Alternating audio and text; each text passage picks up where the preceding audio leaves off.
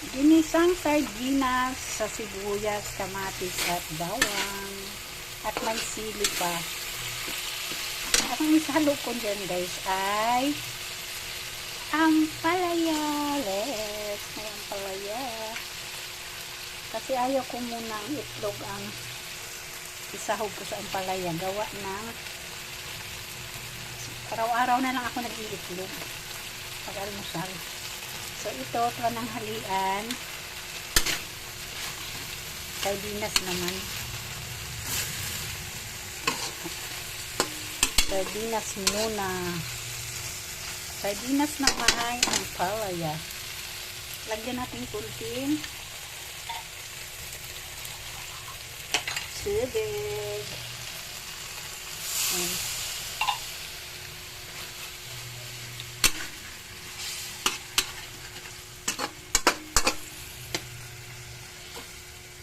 Yan. Ay, alamang pala siya guys. Kaya hindi ko na siya timplahan.